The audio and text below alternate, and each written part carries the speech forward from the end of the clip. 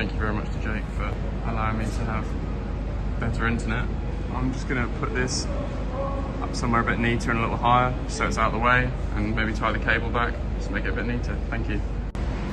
I've mounted it up there, tied the cable up all the way down the post. It looks a lot better than when I found it. Thank you.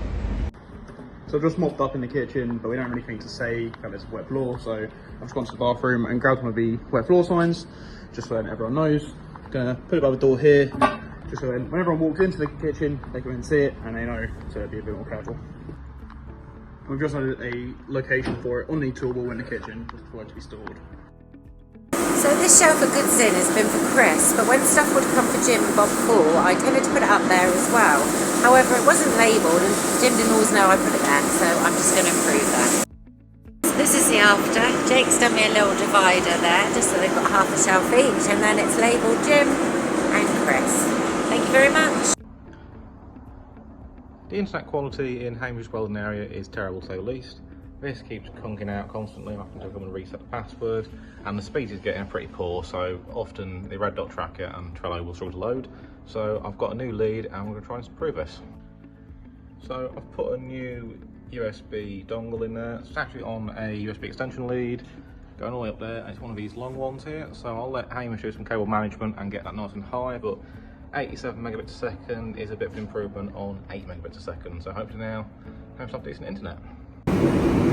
Okay, so I'm just going to try and come up with a solution for our tubs. Obviously we fold and powder coat quite a lot of these brackets, but the issue we have is when these blue tubs come round, they can get stacked on top of each other, and then it's very difficult to see what the stock is or where it is. So we're just going to try and see if we can have a little bit of a jig around and just make it visually better for everyone. Okay, so what I've done, I've just put this shelving unit up here. I haven't got it powder coated yet. This is one that we had that we were going to use somewhere else, but we'll trial it here. So this just means that at a glance now, Damien or Sarah, when Sarah's come around to check what is round here, we can visually see the cam bands and the stock rather than being piled up. So we'll give this a trial and just see if this works, and if it does, we'll get the shelf powder coated as well.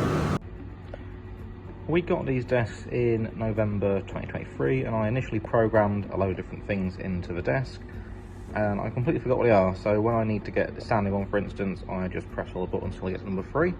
So what I've done now is I've made a little guide for what 1, 2 and 3 do. So the first 2 are for different levels of sitting, and the third one's for standing.